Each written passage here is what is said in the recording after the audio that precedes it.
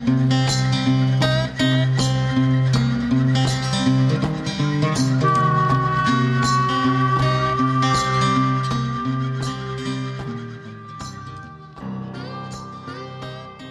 you for tuning in to this episode of Amazing Outdoors. This podcast is being presented by Upland Outfitters, home of the Relentless pants, man. Those things are awesome. I had them out this week, and I pretty much, since I started the partnership with Jason, have been wearing those pants out anytime over the summer here where I had to do any work at the farm or dog training. I've even had them on the boat a little bit. They are tough as nails.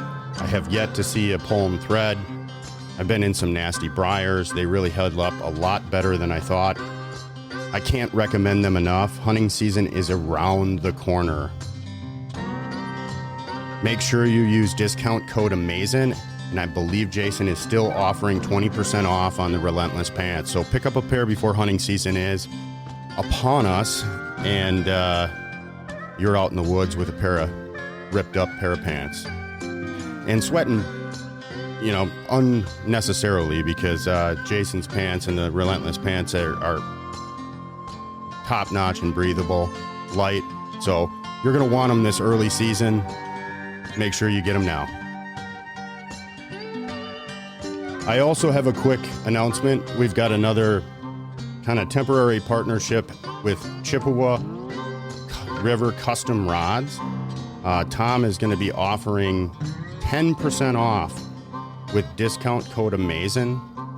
AMAZING10. And it's all caps. If you decide to call him for a custom rod, just make sure you tell him that you heard about custom rods on Amazing Outdoors podcast, and he will make sure that you get hooked up with a discount. All that information for both sponsors and partners are going to be in the show notes, so please support the podcast and these great companies. They are really good partners for the podcast, and I would like to see our listeners support them as well. So look them up, Upland Outfitters and Chippewa River Custom Rods. Enjoy today's show.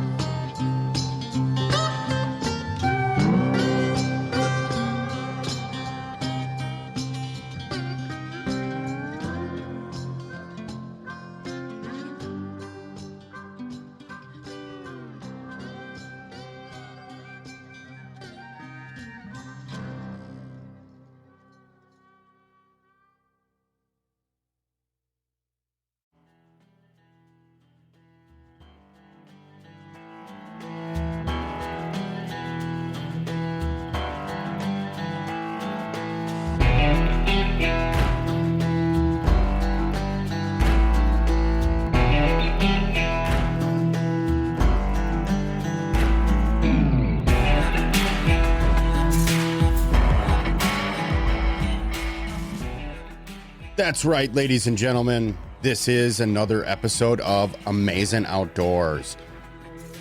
The podcast is rocking and rolling. We're having a lot of fun. Today, I've got the Upland Flush guys back. Kyle Hedges, Frank Longcarriage from Upland Flush on Instagram. We chat turkey hunting. We were supposed to talk about some successes and not successes. Turned into a lot of back and forth as to why the turkey populations are not doing so well, at least in Missouri and some of the central heartlands. So enjoy today's episode. I learned a lot. I didn't realize this, being in Wisconsin in the la-la land of booming turkeys. So enjoy.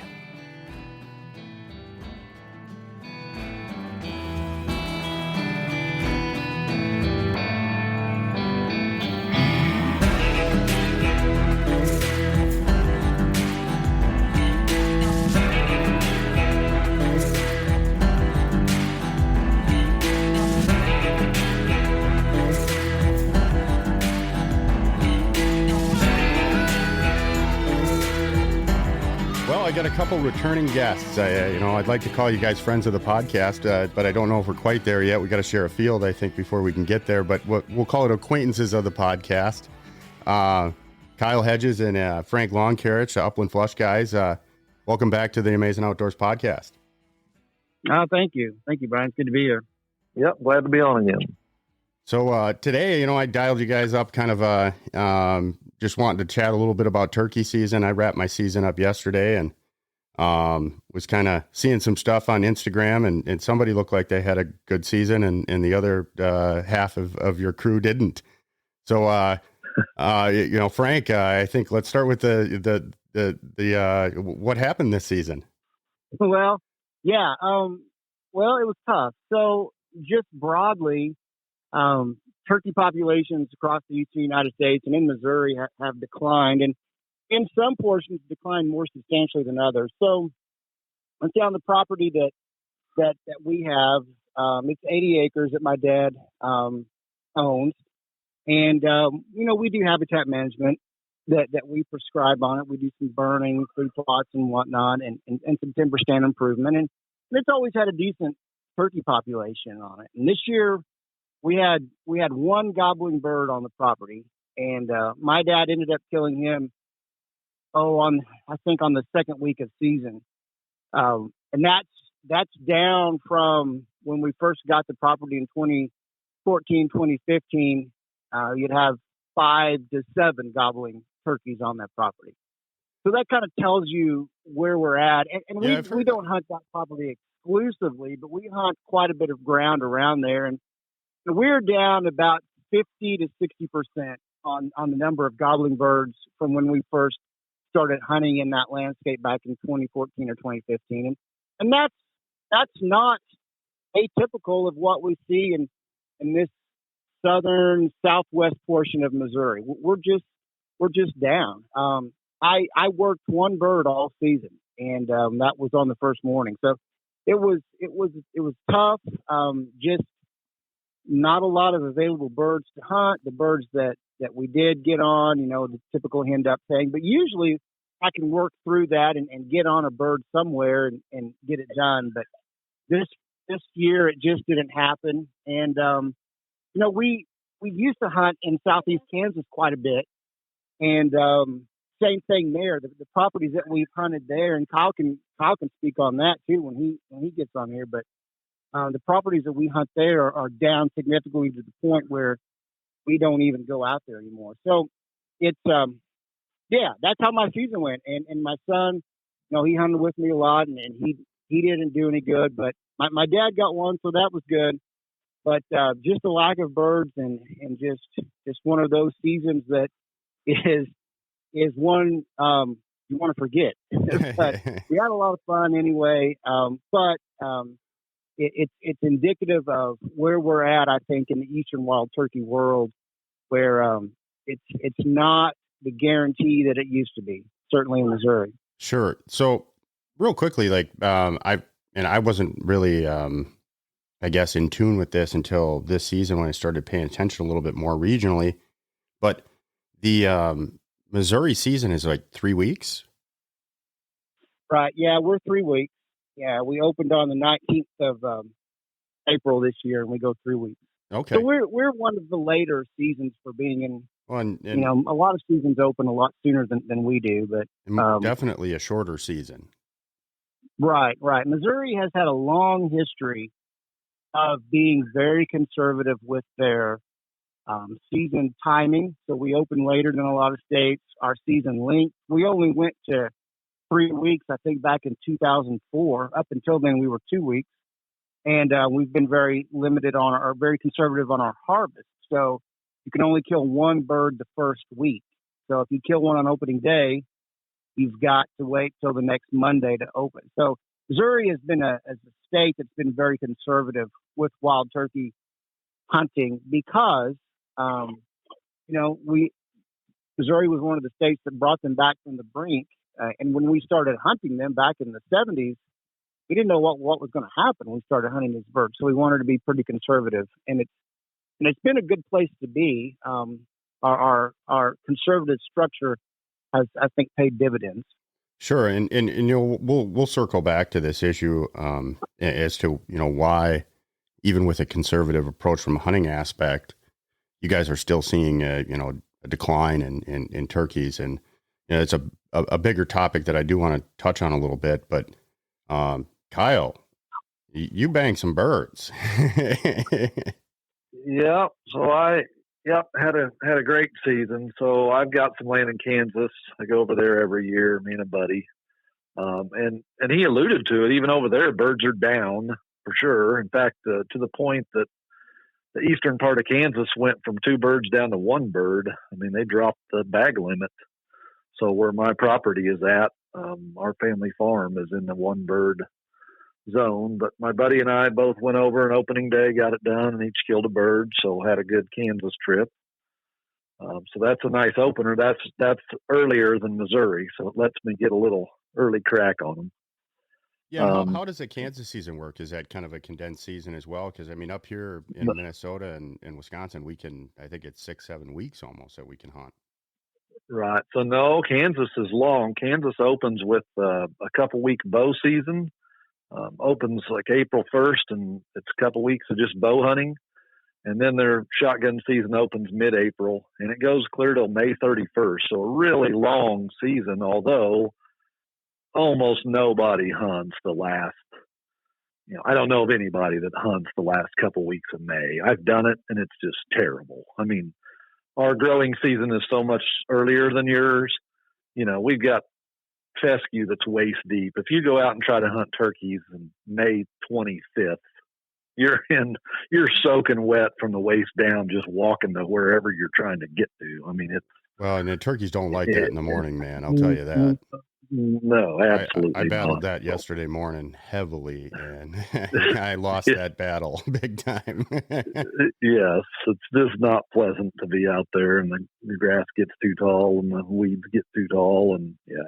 So you went out and banged one in Kansas, and then were you hunting with some family or friends also in Missouri? Because it looks like you had a couple youngins out.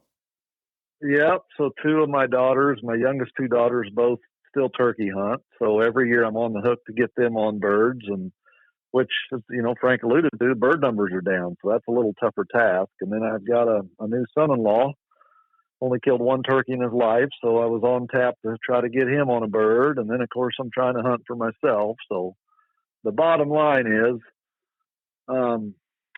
I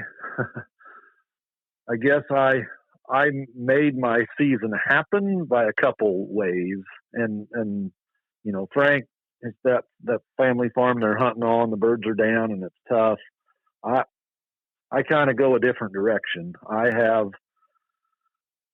I've got a place that's 15,000 acres of public land that I've managed for 18 years now, and it's 15 miles from my house. So I have enough to beat that. Right. Now birds are down there because the neighboring, birds are down on private land, and that affects the public land, and blah, blah, blah. Same story. But I know the area well enough, and it's close enough that I can just grind it out. I can get back in some places. I'll take the boat sometimes. This stuff's on a lake, and get back into some places where, maybe birds haven't been harassed as much as others. Yeah, I definitely saw an interesting photo on Instagram. You guys were, or at least somebody had a turkey in a bird vest, and there was a boat involved. So it was kind of wondering what's going on there. Bingo. That was the new son-in-law. So that was the 5th time I had taken him out, but finally, got a bird to cooperate with us. We'd had some close calls before, but yeah, using the boat to get way back into some places that would be, 2 or 3 mile hike to come in from a parking lot. So just working, I guess. Yeah. Working the public land as best I can to really make something happen. And then for my daughters, I'm fortunate I got a couple from church that let me take my daughters. I don't even hunt on this farm. It's just for my daughters. I won't take anyone else out there. Just a really good farm. It's got some good habitat around it on the neighboring farms. And so I'm really lucky. we do the blind deal. We don't do typically I'm doing the run and gun kind of hunt. And if I get a bird going, if I got to move, I'll move, do whatever I got to do. I've learned with my daughters, put the blind up and just be patient on this farm. Put the decoys out, call every 10 minutes, and by golly, eventually something happens. So I was fortunate. Both my daughters got birds on that farm as well. So, and then I scratched out a couple birds as well, one on public and then one on another piece of private land. So nice. Good season at least. Yep. Even though you had to work for them, you still got them. You bet. And from it's deceiving. I actually got a hunter survey, and from our own department that Frank and I work for, and I made sure at the end in the notes to put some comments in there because it's deceiving based on the harvest in my household. It looks like everything's roses, but I know better that, we killed some birds, but, I hunted in 3 different counties. There was a lot of different effort going on, a lot of different places. So certainly we still got some issues with habitat and turkey numbers, and all that needs addressed, and people need to understand that it's not all roses. Yeah, no, I definitely feel pretty lucky as to at least the turkey hunting up here in Wisconsin specifically. It's really good in Minnesota too, but I don't know, I can buy leftover tags for my spot in Wisconsin and typically hunt the last few weeks of the season, and it's the numbers are good. They've gone up through these waffles and wanes up here, but they still trend upward up here, which really helps, and especially for like new hunter recruitment. I find turkey hunting, depending on who you're with, that you alluded to it, Kyle. I mean, with the different tactics you take personally with your daughter versus how you hunt. I do that a lot myself. I'm run and gun style myself. But sometimes certain properties don't allow for it, or the people that you're hunting with don't allow for it. And when you can get that gobbler going and at least get it close enough that there's some real excitement, man, people are hooked. You guys are. Oh, that's right. You get the show, you get the strut show and some gobbling. You bet. No, that's a good time. You guys are fortunate. Wisconsin's experiencing kind of the turkey boom right now in parts of it, and some other states are too. Western Nebraska's been blowing up. And that's what I hear. Yeah, I had a couple buddies from Minnesota that went down there a couple times and killed some birds. Yeah, and it's all, we did that. Kansas did that, and Missouri did that. It was just all 25 years ago. So you watch, the same cycle will play out. I hope not. I hope some of these other states are a little more proactive on the front end to ensure the habitat stays intact. But the turkey populations around the country have shown this pattern of explosion and then a pretty big contraction on the hind end. So, Frank, speaking of some of that turkey decline in Missouri, and more I guess in these states that have had a previous boom, do you guys do you have a thesis, or is there a real good study as to what is the crux of the issue? I know a lot of this goes back to habitat, but is there any outside factor that's unique to the turkey? Well, it's not so much unique to the turkey. It's unique to ground nesting game birds. And so let me kind of take it back a little bit. These ground nesting game birds, of course, they nest on the ground. They're subject to a lot of predation where there are numbers of ground nesting predators, or ground raiding predators, nest raiding predators. So talking possums, skunks, raccoons, things like that. In the absence of those predators, snakes are another one, they can have really high nest success rates. And in the absence of those predators also, they can have really good poult survival. So what happened with the turkeys, and the same thing can be said for quail in certain places, other game birds, when states were putting turkeys into naive habitat or new habitat. So Missouri's turkeys were sucked down into basically the southern part of the Ozarks, where it was real wild and real wooded, and turkeys escaped a lot of poaching pressure. And that's where our original turkeys were back when the state was doing all of our trapping turkeys and moving them to new habitats. So they were putting turkeys in new habitats where there wasn't turkeys before, and so there wasn't a suite of predators there in high numbers. So the turkeys took advantage of this. They boomed. So there was lots of available food, very few predators. So that really sets the stage for these types of ground nesting birds to really experience a population high. And so it's going to be artificially high because what's going to happen is predators start to move in, then their reproductive rates go up because they are getting new food sources, and eventually they catch up and things kind of even out. The predators kind of catch up with the prey, and the population kind of goes down. So that's the theory. And the theory is that once you see this boom and then it goes back down, that the population will kind of hover around a relatively stable mean. Some years you'll see it higher, some years it'll go lower.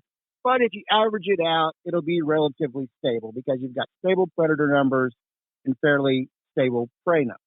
Well, what's happened is we did indeed see that boom. The predators caught up. In Missouri, we know we have 4 times more raccoons now than we had in 1980, about 10 times more bobcats, and about 3 times more possums than we had in 1980. So the predators certainly caught up. The turkeys did that decline like we expected they would, but instead of hovering around the mean, they started to decline further. They've not reached a mean where they hover around it. The population is continuing to decline. So that's basically population ecology from a ground nesting bird standpoint when you're putting them into new habitats. What we've got to figure out then is how to stop this continual decline because, like I said, we've not reached a mean where populations are up one year, down the next, up one year, and down the next.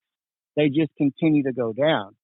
And a lot of that is record high predator numbers, but also really, really poor habitat. So what a lot of the researchers are seeing in the southern part of the United States and even in Missouri, that nest success is terrible, something around 20%. That's really, really bad. And it's hard to stabilize a population when you're only hatching 2 out of 10 nests. And that gets worse. So not only do we have poor nest success because of poor habitat, wild turkeys need specific nesting habitat, which is in fairly short supply, but also we have really bad poult survival. So poult survival is really critical to driving a population increase. And that first 2 weeks of a chick's life is pretty critical because they can't fly and they can't thermoregulate yet. So the hen has to brood them on the ground. Once they reach about 2 weeks, they can regulate their body temperature, they can fly up into trees, and they're in pretty good shape. Well, what some researchers that are finding that are really doing this work is that if you have 100 nests, only about 5 to 7 of those nests will produce poults at 2 weeks of age. So if you think about that, to get 10 poults on the, or excuse me, to get 10 broods of poults on the ground at 10 weeks of age, or excuse me, 2 weeks of age, you need about 200 nests. So that's a terrible formula for a population increase. That's just spelling continual population decrease. So what we've got to do as scientists and researchers and land managers is figure out how to get more brood habitat on the ground and how to get more nesting habitat on the ground, because that seems to be where the real bottleneck is. We've seen this population increase that we expected. We've seen the decline that we expected, but the decline never stopped like we expected. Our previous turkey biologist said, look, what will happen is you'll see the population explode and we'll reach a mean and we'll hover around this mean. Well, what happened is we just blew past the mean and we're continuing to head down. And that's a combination of factors. So it's a long explanation to say we have really poor nesting and brood habitat across the country for wild turkeys, and we have really high predator numbers. So from what we saw in Wisconsin when we were trapping grouse, Kyle and I both trapped grouse there a couple of years ago, is we saw lots of broods of poults anywhere from, a couple of weeks of age to a couple of months of age all over the landscape. So you guys have excellent nest success, obviously, because we're seeing a lot of broods on the ground, and also excellent brood survival, because we were seeing hens with 2-month-old chicks and they have 4 or 5 of them. And in Missouri, our poult to hen ratio is about 1 poult per hen. That's pretty bad. Up there, we were seeing 3 to 4 poults per hen. So you guys are in that really good nest success, nest survival stage, and brood survival stage because your predator population hasn't caught up with you yet. And it may not, because you may be more northernly limited for raccoon and possum populations. You may not see the numbers that we do here. We're not. So maybe no, you guys will stay at that. You guys may stay at that higher level longer than we are. But it's a long way of saying that's what's going on. Yeah, we see a ton of predators up by us. And I've seen the boom and bust in the predator populations as well over the years. But there's less people, doing, coon hunting, and there's less people doing a lot of these things. So, I think that it is going to catch up to us. It just will. I mean, that's kind of the natural cycle of things. If there's enough food there for a population of predators to exist, they're going to exploit it. Yeah. Yeah, and it's basic population ecology, because quail populations, if they're in so when quail populations decline to a point where there's very few of them, and then you get a good weather event, especially you see this out west, get good weather events and the population really explodes, you'll get this high number, and then predators will start to catch up and quail will decline. So it's not only limited to turkeys. It's a population ecology for ground nesting game birds. It's pretty commonly known. What we've got to figure out is how to stop this decline in its tracks and turn it back around the other way, and that's going to be the real challenge. So the first generation of turkey biologists, they were able to get turkey populations where they are. The next generation are going to have to figure out how to stop this decline, and that's going to be a big struggle. So Kyle, can you dive into maybe what the differences are in nest covering or brood roofing cover for, say, bobwhite quail and turkey, and throw pheasant in there too? I mean, I personally haven't seen any turkey nests destroyed this year, but due to poor cover on my little 32-acre parcel, I've seen 2 pheasant nests destroyed already this season. And I look around and there just isn't enough cover for them. So I see where there's a difference in potential nest and brood rearing areas for turkeys. I would imagine that they have, they kind of key into maybe woody locations more, than say, these game birds that rely on grass cover, but there still has to be a grass component to it. So can you maybe explain where there is some overlap for habitat restoration and stuff like that? You bet. Yeah. So you're right. Turkeys will tend to nest in a little, or they're going to tolerate more woody structure. Quail typically aren't going to nest in a piece of timber, and a turkey will if the right stuff is there. So turkeys really like to have, don't have to, but they really like some kind of down treetops, something. I see this quite often where they'll kind of tuck up under a down treetop, and they don't need a full-blown grass clump. Quail or pheasants are going to tuck into that big blue stem or Indian grass or little blue stem, the base of that, and kind of make a tunnel and make a nest in there. Well, turkeys, lots of times, if she's not sitting on it, you bump a turkey off a nest, you can just see the eggs sitting right there. They're pretty well exposed, but she usually has some amount of overhead cover, and that's in the form of some kind of brushy stuff.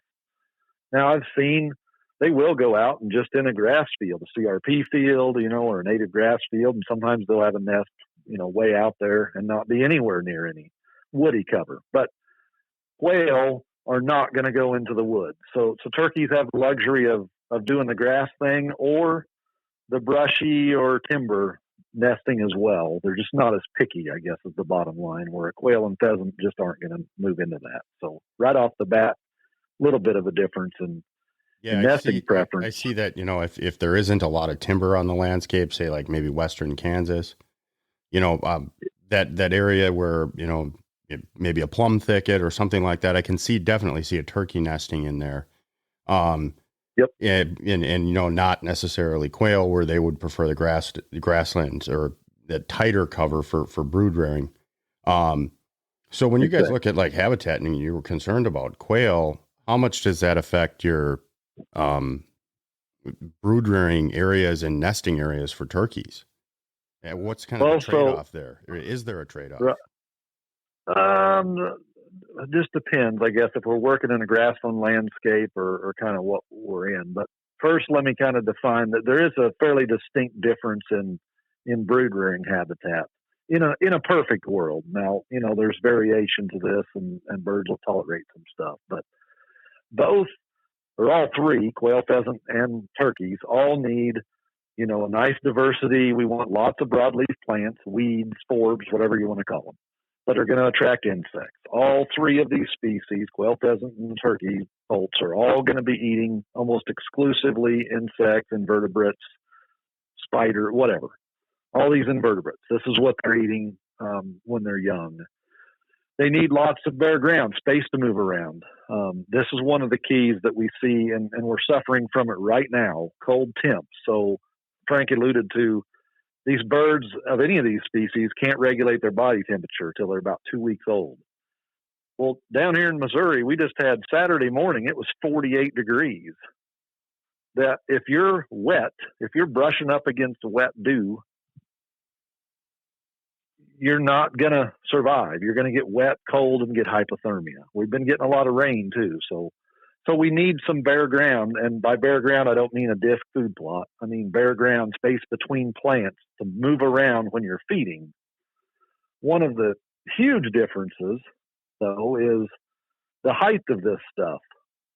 Quail, if the space is open at ground level and they can move around and feed, they don't care if the vegetation's 9 feet tall. It gives them overhead protection from hawks, and they're fine with that. A turkey will not take their brood into that.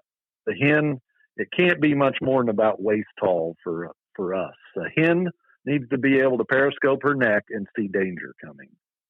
So a lot of CRP fields and stuff that maybe a pheasant or a quail can raise a brood in, a turkey is not going to spend a whole lot of time out in the middle of that. They're just going to pick along the edges because they have to be able to see danger.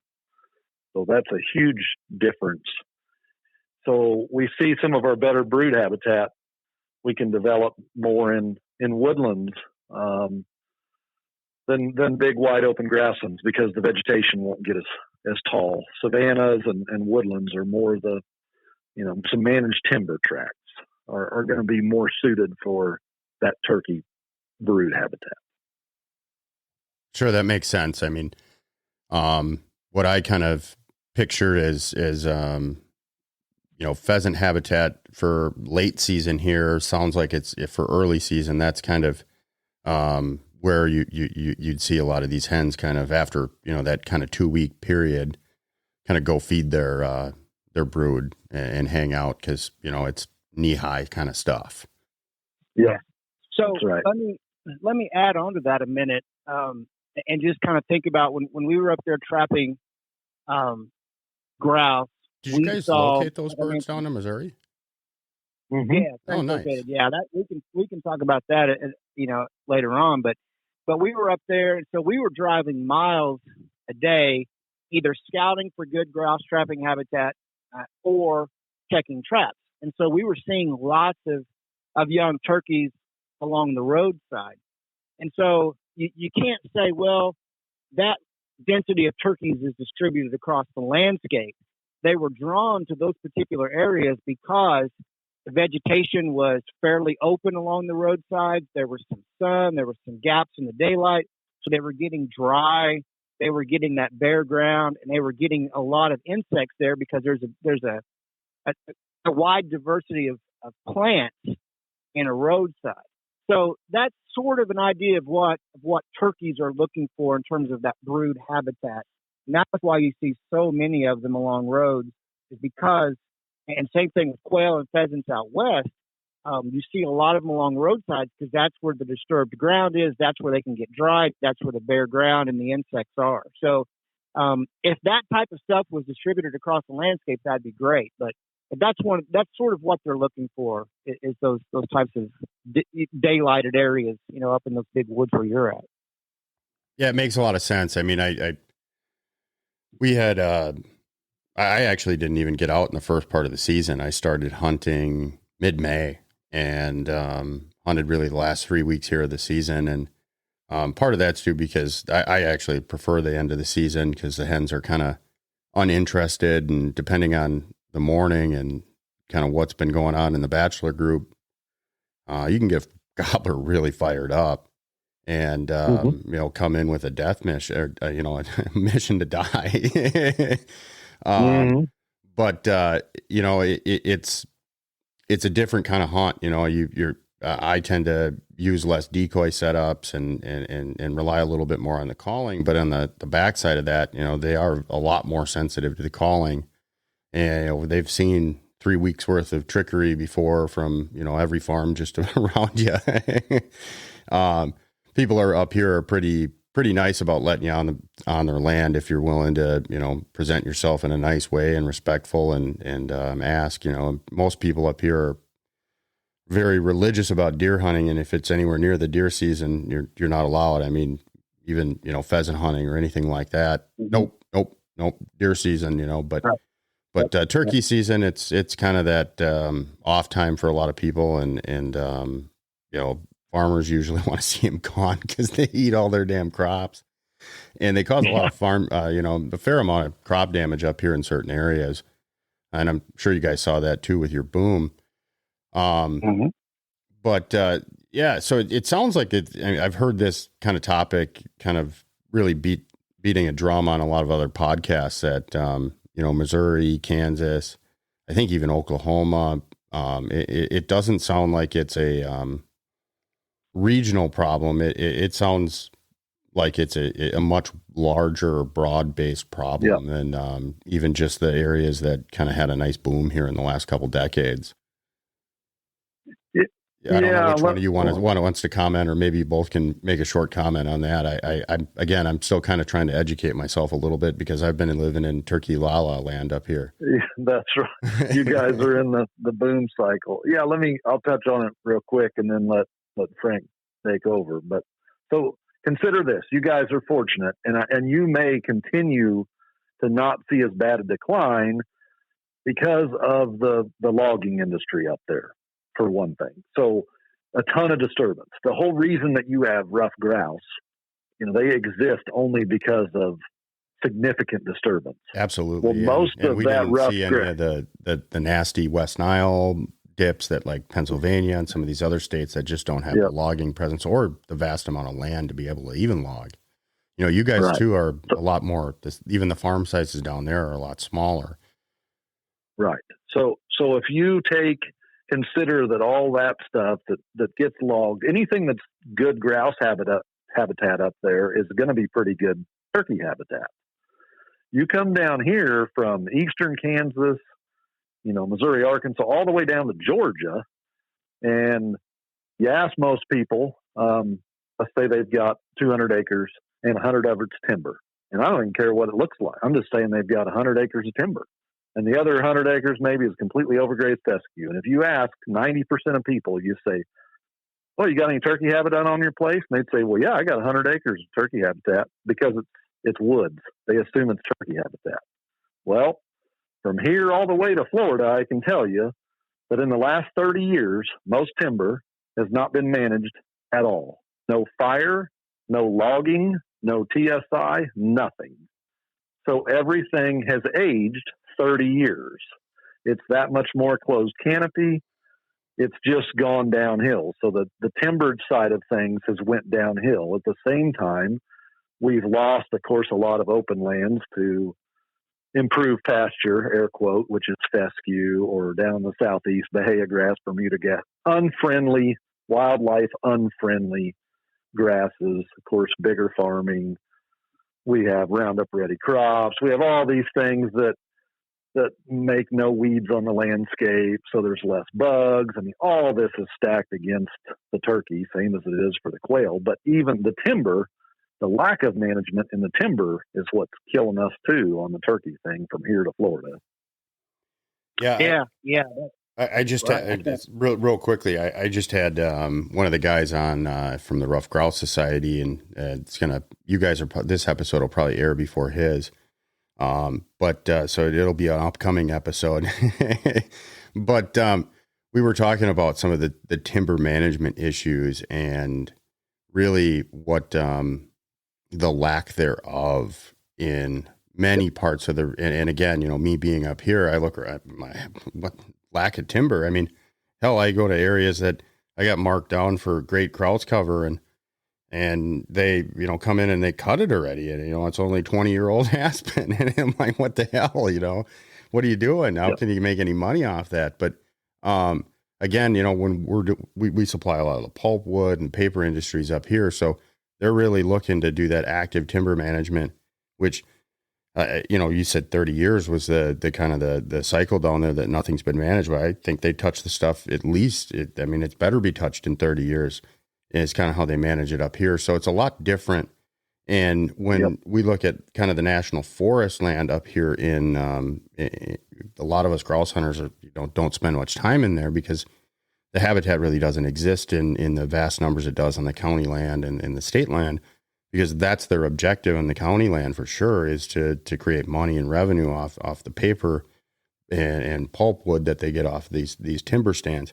So it's unique up here where we can actually go kind of look at some of the, I think, issues that some of these southern forests are facing, because we can go in the national forest land up here and up until recently, there hasn't been a lot of logging, and shout out to the Rough Grouse Society and some of these other groups who are really trying to push and coordinate some of the efforts on a federal level to get in there. But yeah, I sorry to cut you off there, Kyle or Frank, but I don't know if my comment there changes what you were going to say, but if you want to add to anything there.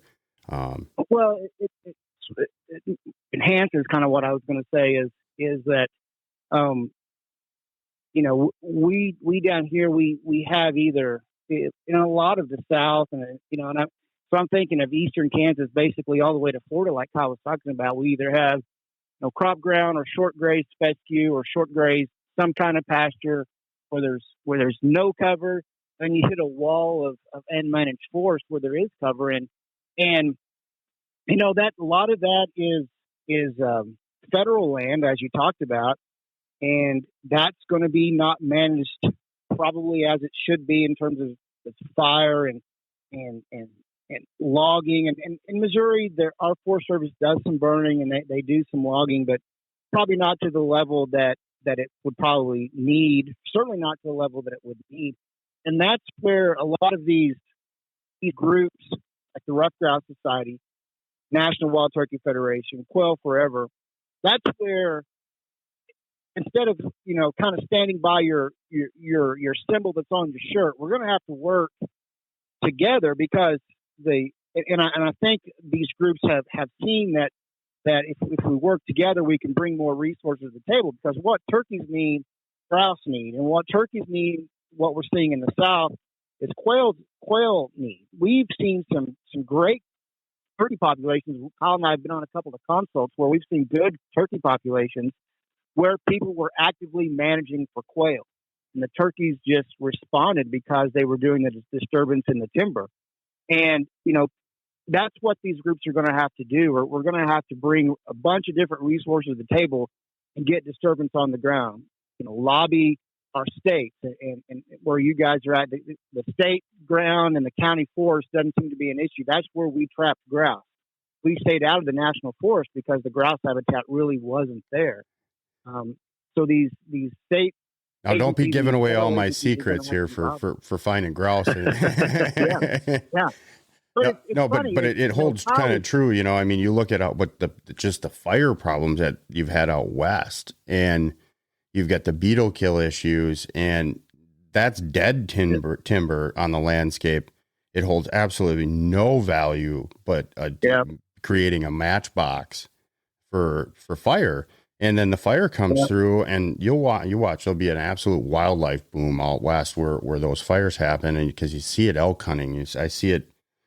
Putting on the miles out west where, we're looking for 5-year-old tracts of land that have had a fire, and just their herbaceous cover, the berries, it creates all of that environment that creates the insects and all of these things that these broods and the young wildlife, where they are the most susceptible to predation or the inclement weather or whatever the condition is.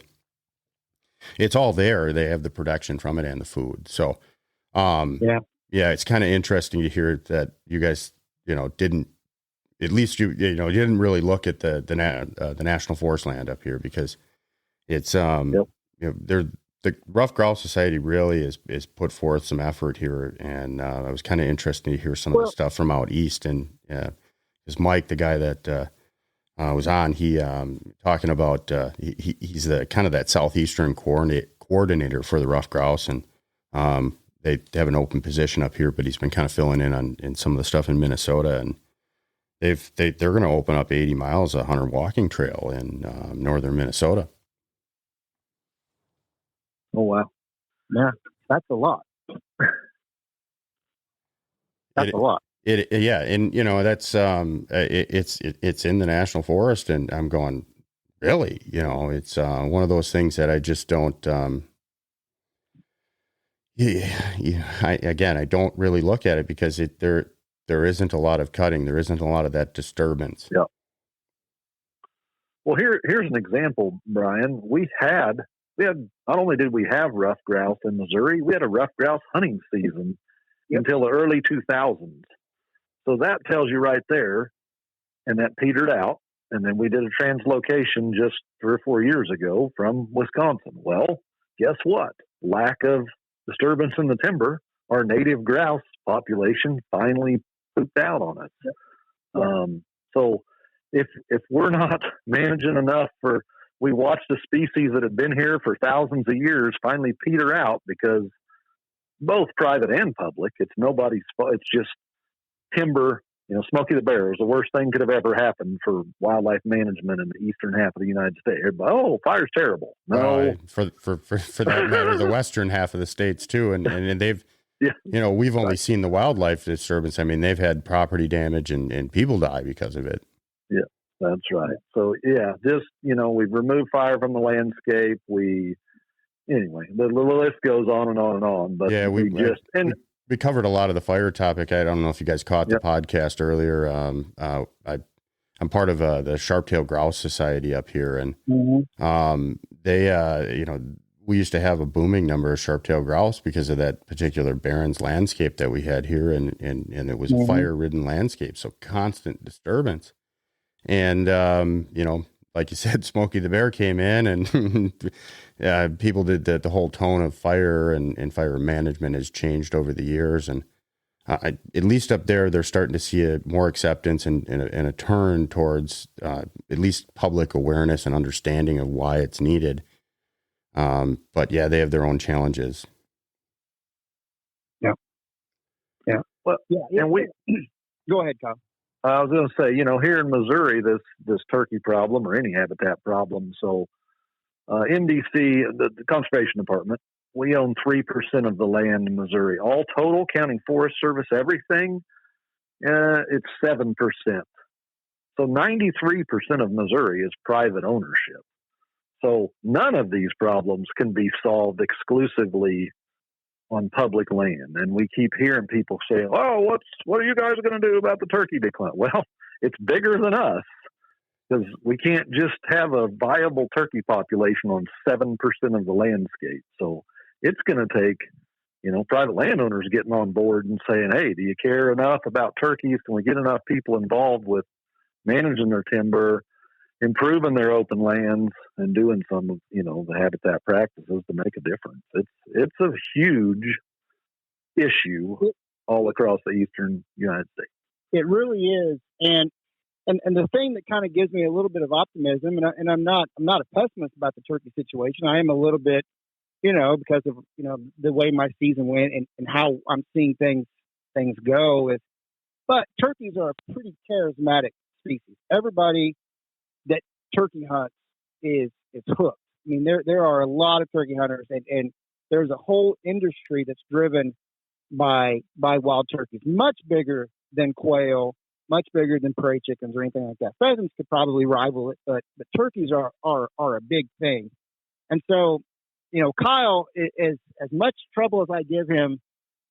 He was right. About 15 years ago, we were talking, and he said, "Look, dude, we're going to be talking about turkeys in the same way that we're talking about quail right now."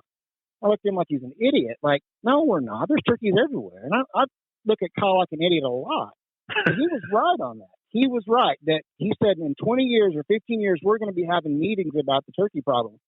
And we certainly are. We're having meetings now. But the quail problem seemed to the problem with quail is once the quail disappeared, the quail culture, at least in this part of the country, North Arkansas, South Missouri, sort of went with it, and nobody really fought back or fought hard. I mean, there's people that are fighting the fight, but people more or less, say, "Oh man, I wish we had quail. I love to hear him. I sold my last bird dog." But I think people are going to have a hard time giving up the turkey hunting, and that's one of the things that I think that's going for us is people are starting to wake up to the decline.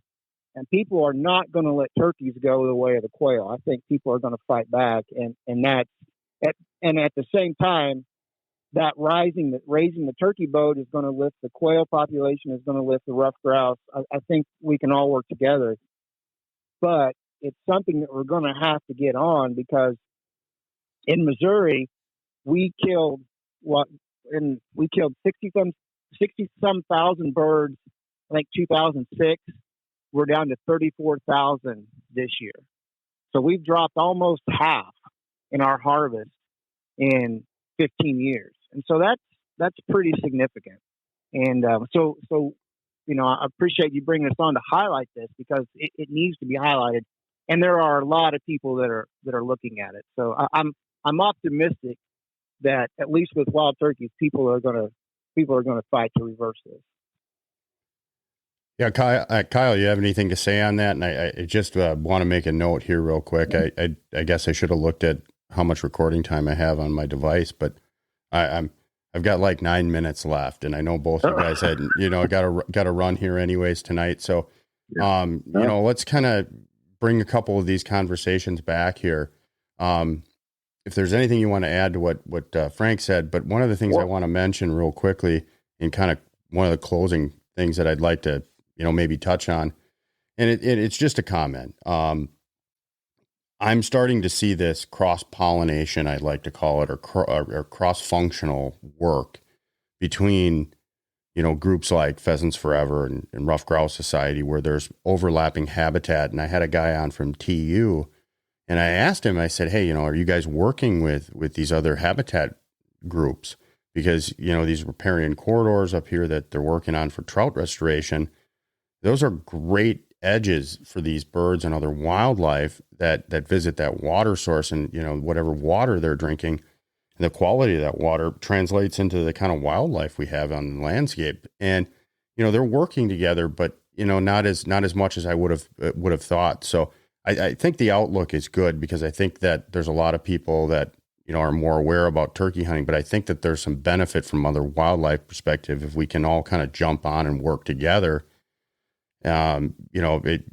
We all have a common interest in seeing all wildlife improve, really. You bet. And, Quail Forever, Pheasants Forever, they've been way out front on, the pollinator kick.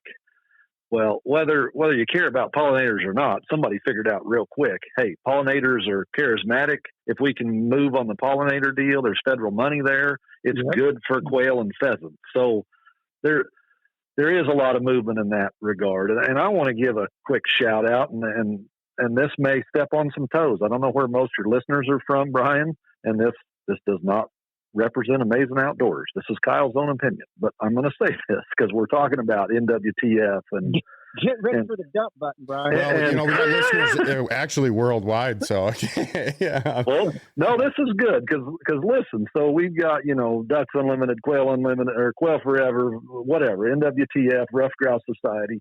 And with this turkey thing here lately, I've been hearing all these people complaining and, what are you going to do? Because, Frank and I work for the conservation department and it's all our fault now because the turkeys are sucking and what are you going to do? And my first comment is always, well, how many acres did you burn this year? How many tanks of gas did you run doing TSI in the timber? And a lot of people, all they're doing is buying their permits and they're going out and trying to kill stuff and they're doing zero habitat management. Well, that isn't going to cut it. And then the second comment for some of these folks is, well, I don't own any land. I just hunt public land. Okay. Then did you give any money to the Turkey Federation? Did you give any money to the Quail Forever? Because if you didn't, I don't want to hear your complaints because you're not helping solve the problem. Either you got to get out and do some habitat work or you got to give to the NGOs that do help this cause, because the people that are just showing up and buying permits and trying to kill stuff and never putting any work in, that's not a solution. That's not going to help fix the problem. We need everybody to get on board. You're not going to offend me personally or, my brand at all with that comment. Part of why I did this is to kind of create that cross-functional thought with people. Yep. And look at it from that perspective. You're going out and using the landscape, and yeah, I'm privileged to have private land, but I put in a lot of damn work, and I made some calls when I first bought my own piece of property and stopped leasing, stopped relying on just the lease land and wanted to put in my part. I made friends with all my neighbors and talked to them about what their habitat work is, and kind of told them what my plan is, and I've got my neighbors on board now, and instead of just 32 acres, now we're talking about a couple hundred acres that can be impacted. And it is an absolute must for private landownership to step up and not just buy a chunk of land, throw your house on it and mow your grass. That's right. I look at these a lot, and nothing against them. And I don't mean to call you out on this, but you live out in the damn country, and I can't imagine why you spend that much damn time on your tractor mowing so much lawn when you're ruining habitat for wildlife. Yeah. I would so much rather watch birds in my backyard than cut the grass.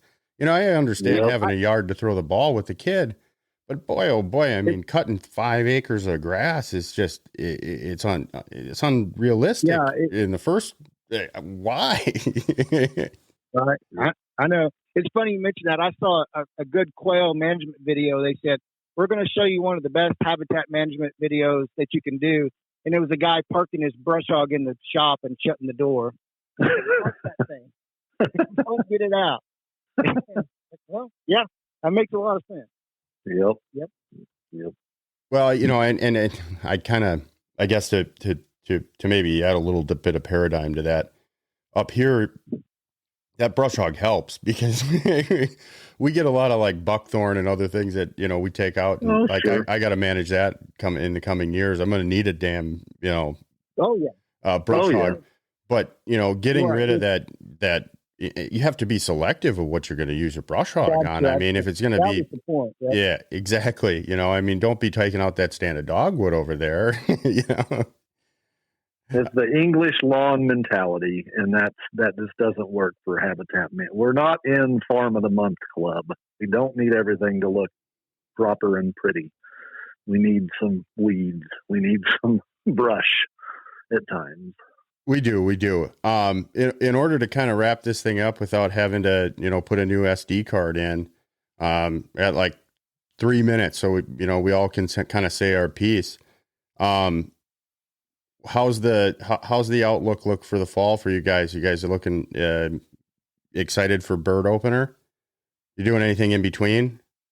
Kyle's got a new big project he's got to undertake. Yeah, just picked up. I had pick of the litter. My dad's dog was the sire of a litter, so I just got pick of the litter on Monday. So awesome. I've got puppy training in my life, which some people love and I dread it, but it's part of the deal. I go, it depends on the dog. I've had some great, experiences with some, and others not so much. I enjoy it about 1 year old. I do not care for the puppy phase, but the family loves the puppy phase, so be it. Well, I think out of interest of just kind of wrapping things up, Frank, I'll kind of give you a little bit of closing here, but we'll have to connect with you guys here in the next couple of weeks when you guys get some of the whistle counts for down by you guys. I'd be curious how things look for what things look like, and I'd like to visit. We'd like to talk with you about maybe some hunt planning. Colin and I have some pretty good ideas on Western hunt planning for hunting Western birds. I think would be of interest. Well, good podcast topic. Yep. Yeah, I just launched one for sage grouse out in Wyoming, so I definitely love to circle around on that topic and anything that I might be able to, or other hunters and listeners might be able to knock off their list when they're out doing something like that. So, yeah. Yep. Well, I really appreciate you guys coming on again, and best of everything to you, and we'll have to look at getting something on the calendar here pretty soon. All right. Thanks again, Brian. Yep. Thanks for having us again.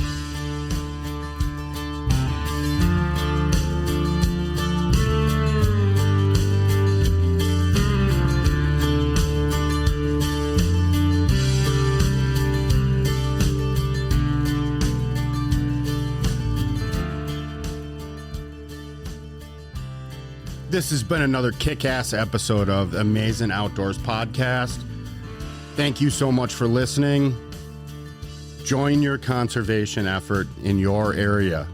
Help the habitat and the animals that live there so you have a better place to go hunting. Also, check out the Patreon page. Reach out to me. I'm open to conversations with listeners, friends, whatever it is. Love to hear from you guys. I've had some great engagement with some of you so far, so don't be afraid to reach out.